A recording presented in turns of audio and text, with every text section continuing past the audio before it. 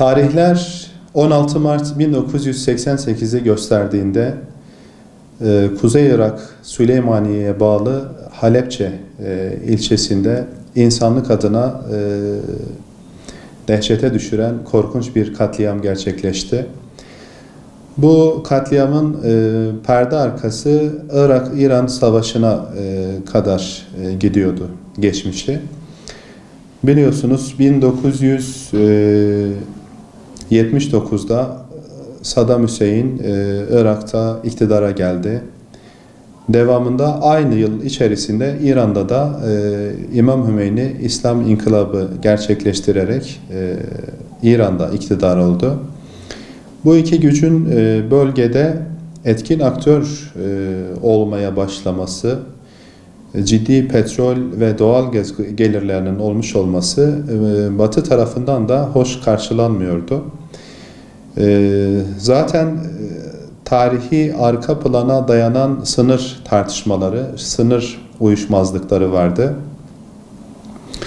O dönem Batı'nın tahrikiyle Saddam Hüseyin ansızın İran'a saldırmıştı 1980 yılında ve 1980'li yılların sonuna kadar, yani 88'in sonuna kadar süren bir çatışmanın fitili ateşlenmiş oldu. 1980'li yılların ortalarına gelindiğinde özellikle Kuzey Irak bölgesinde bulunan Peşmerge gruplarına yönelik de sistematik bir baskı uygulanmaya başlanmıştı. Saddam Arap milliyetçiliğini ön plana çıkartarak bölgedeki Kürt grupları baskı altında tutmaktaydı. 1986'ya gelindiğinde 86'dan 89'a kadar süren 8 aşamalı Enfal operasyonları gerçekleşti bölgedeki Kürt gruplara karşı.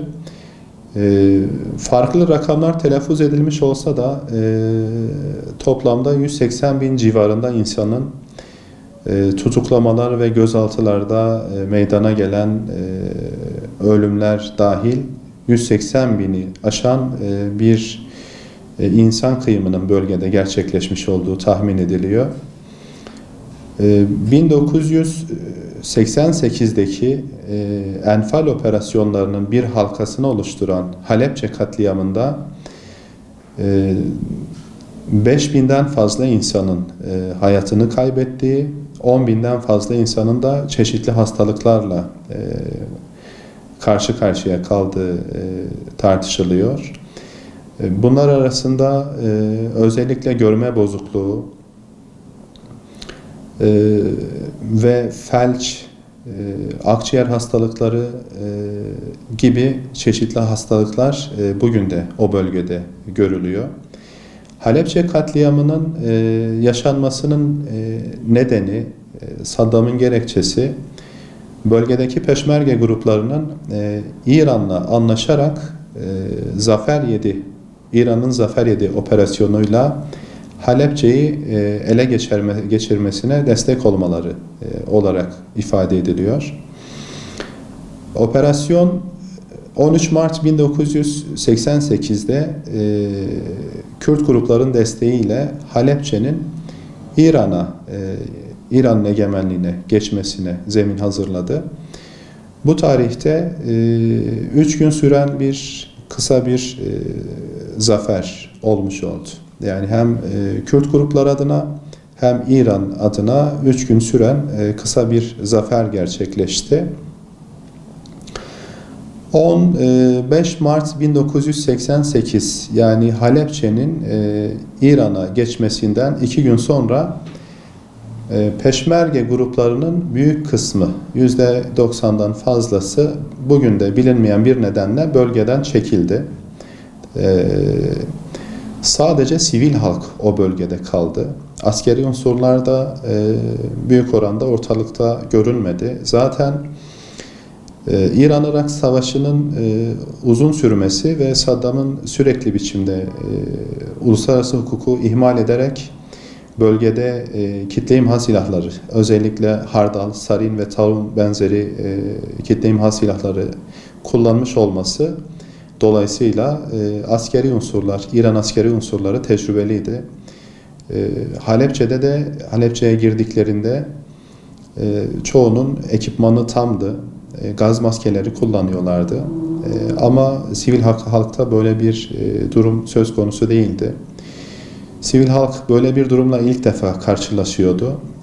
Peşmerge'nin 15 Mart'tan çekilmesinin akabinde 16 Mart 1988 olduğunda gündüz vakti öğlen insanlar yemekte oldukları esnada gökyüzünü bir anda uçaklar gökyüzünde belirdi.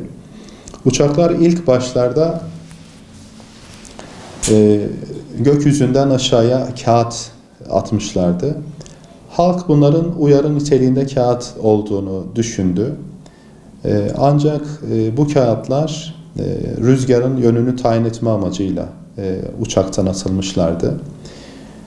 Hemen akabinde ciddi gürültü çıkaran ses bombalarıyla kentte bulunan bütün camları parçalayacak ve halkı savunmasız duruma getirecek ses bombaları yoğun biçimde kullanıldı ve savunmasız hale gelen halkın üzerine günlerce hardal, sarin ve taun adıyla isimlendirilen gaz bombaları kullanıldı. Gaz bombaları elma, sarımsak ve soğan kokuluydu. Mahzun çocuklara ölüm maalesef elma kokusuyla geldi.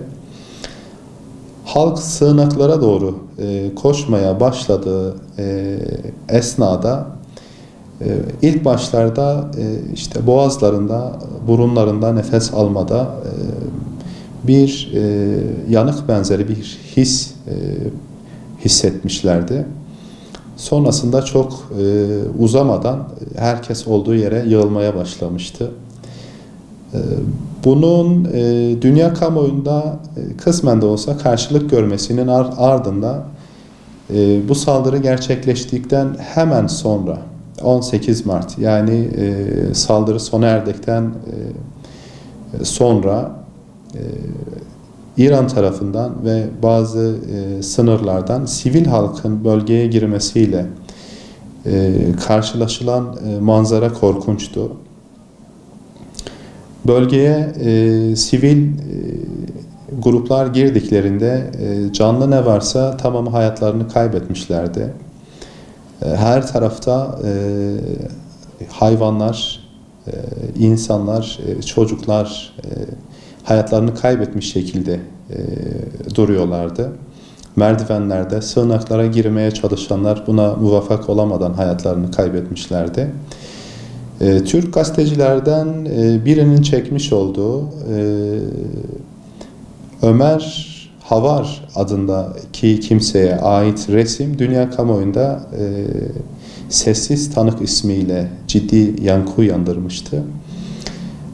Bu durumdan sonra, bu resmin kamuoyuna sızmasından sonra kısmen de olsa cılız bazı tepkiler geldi ama devamında yine bölgede kitle imha silahları kullanıldı.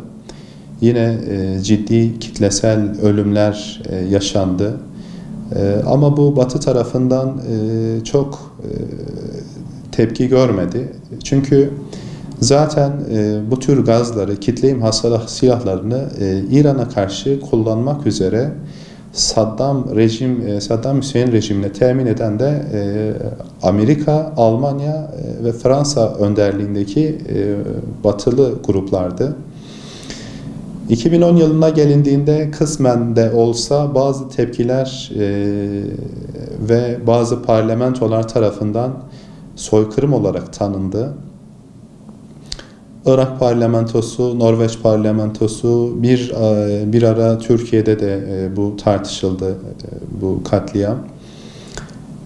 Sonuç olarak binlerce insanın, bölgede yaşayan binlerce insanın ölümüne neden olan bu şekil kitlesel katliamların insanlık hafızasında yer edinmedikleri sürece tekrarlanması kaçınılmaz oluyordu. Bugün için geriye dönüp bakıldığında bunun hafızalarda diri tutulması, hatırlanması ve bunlardan derslerin çıkarılması insanlık adına önemli bir durum.